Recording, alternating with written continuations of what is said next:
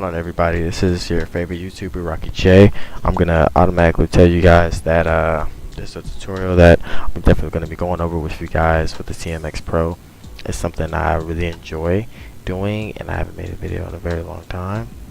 But the one thing I'm gonna try to do here is show you guys from start to finish how we're gonna set the wheel up, and I'm gonna show you some things that I have not seen other people go over, and some key points that people have not made. So first and foremost, I want you guys to open up your desktop.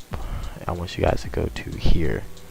This is you're gonna hit your Windows button, and this is for the TMX Pro, by the way, by Thrustmasters. So I also have another video where you guys can learn how to download the firmware, how to update, all that stuff. It's gonna be my setup course video where I went over stuff like that, where to download. I'll also leave a link in the description also where to go. Open your control panel, go to your properties. I typically like to do 540. Seeming so I use 540 and not 900. I use 900 on setup course because it's more simulated and realistic with the wheel and how it operates. With Forza, they've always struggled with trying to get the realism out of the wheel. I mean, for Christ's sakes, on Forza, when you're in the car, the wheel doesn't even go the whole 900 like on other video games. It actually only goes 270 inside the car. So with that being said, I use 540. It's just a comfortable middle spot where I like to also, if you're a beginner, it's a nice place to start. I use 80. This is strong force feedback, so that's where I usually start at 80. If you want to go higher, you fluctuate between 80 and 100. I really want to go any lower than this because this makes the wheel feel very sluggish and very weak. So it's really not something you want when you're trying to drift. These are drift settings, by the way. I do a little bit of racing, but you can also tweak out. So you have to tweak it for racing, but you can also tweak to your specs or your preference. Now we have that out the way. We're here in Forza Horizon 4. Things are a little bit different. They've changed stuff around when it came to using different, I guess updates with the wheel settings, and the changes they made in Forza 7 is not the same here. So what I want you guys to do, you go into your settings, you go to controller settings. Hope I'm not going too fast. Another thing I recommend people to do, no matter what you have, whether it's the Thrustmaster or you have a Logitech, is to map your own custom buttons. I know a lot of people, I've seen my friends be like, they don't know how to map their own, like LB, X, Y, A, B, Z, whatever your D-pad, all that stuff. You have to go and make your own wheel profile that will allow you to exactly make all the buttons function on the wheel to your preference. And this is something, that's just up to you how you want it, where you want your handbrake to be, because the default one for me doesn't work, so I wanted to change that. But that's just a small thing that I think everybody should do. On to the good stuff. We're here. This is my settings from the start. I'm just gonna scroll down, then I'll definitely tell you guys what's the most important one to me. Take a little bit of time to look at these.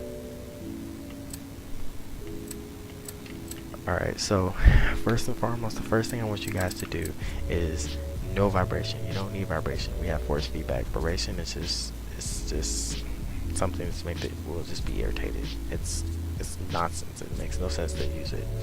My force feedback, I keep it at 100. Generally, for some reason, even if I lower the force feedback on this game, or any Forza game I've been playing, it just doesn't feel strong. I like a strong wheel, but I don't want a weak wheel. But no matter if I go up or down to like 50 or 100, you feel a difference, but it's just not.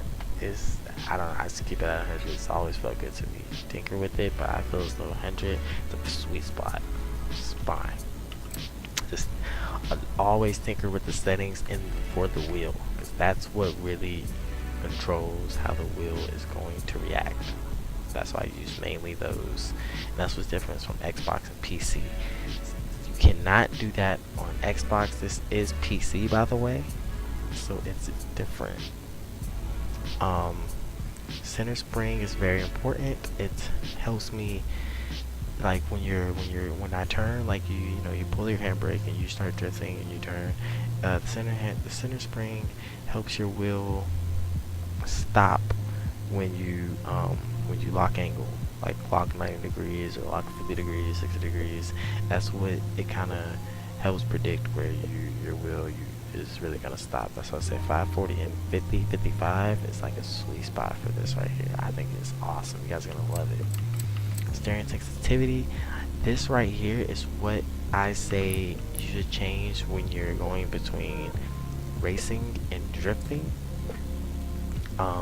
Racing and drifting is where this is really impacted the most, and I say that because this gives you the feeling of the road. So maybe I'm going off-road or something, or maybe I'm going sorry, I have to beat that. Maybe I'm gonna go, in a 4x4 or a truck or a rally car. I would probably up this a little bit so I have more control on my wheel, because I have my wheel loose right now for drifting, so I can steer it in different ways. But steering sensitivity is where you really tweak the most to get your own personalized feeling out of your wheel for the different roads you're probably going to be on, since it's so many different terrains in Forza Horizon, and especially with the mountains and the islands, it changes a lot. So this is what I usually use the most and tweak the most for my personal liking. I usually keep all this stuff at 100 0. Keep it simple. It's all the same. Steering clarity is also another thing. I think it's important to showing how much accuracy you have in your full lock. So when I turn the wheel, steering clarity, ugh, can't get my words out right, is I feel as though what helps me keep control of the wheel when it gets to a certain point at almost full locking. So I was at a camera, but I'll show you guys when we're drifting. I'll show you when it really, this is kind of what makes your wheel straighten up when you're under low horsepower, or when you have too much horsepower. It'll or help you, or this keeps you from over rotating or straightening up. Long story short on that part.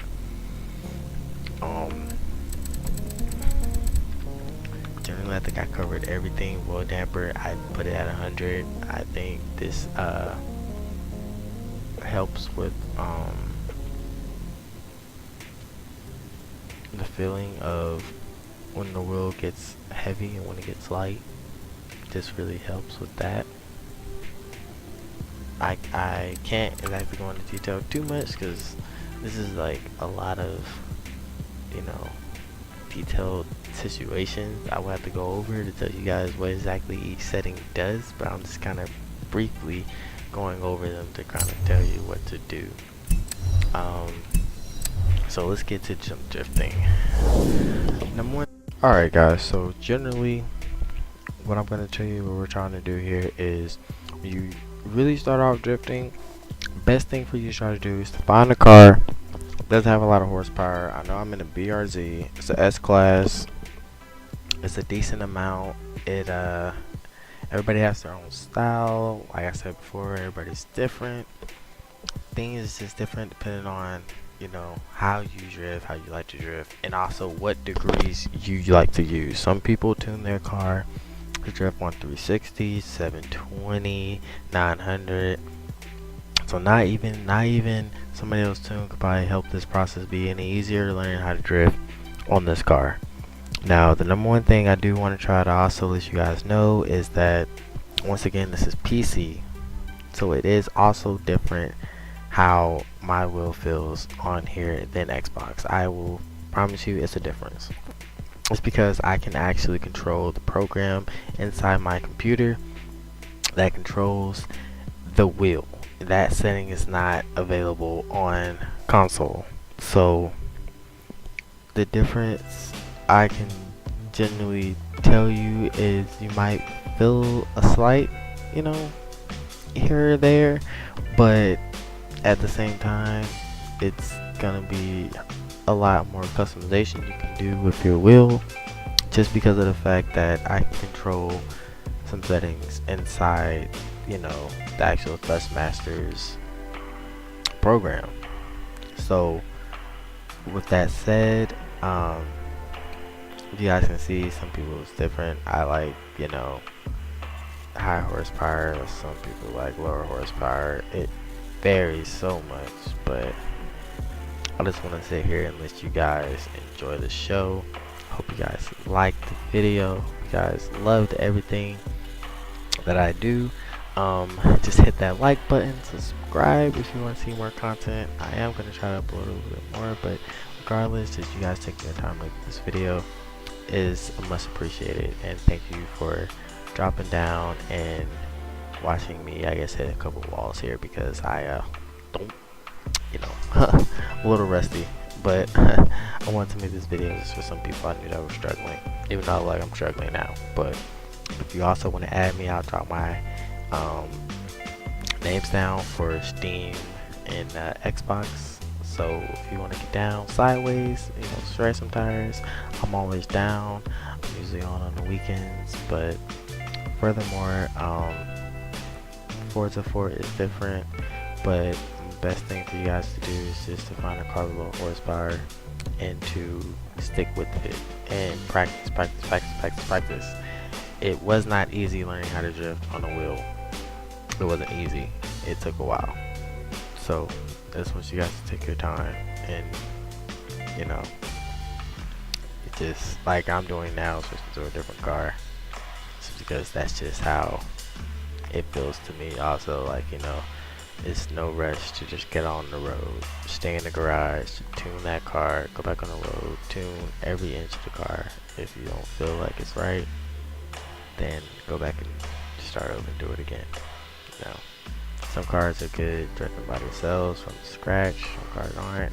I wish this, you know, mom BMW, which is this sucker mom BMW, get out of my way, but that's alright. But generally just do your best trying to learn a car and sticking with it and tuning it in multiple different ways that you feel as though you're comfortable with drifting.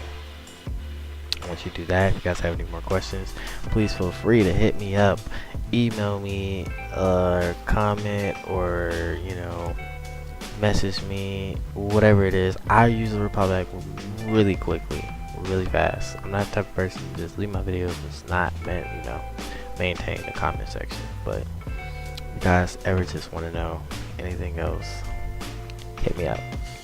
And thanks for watching.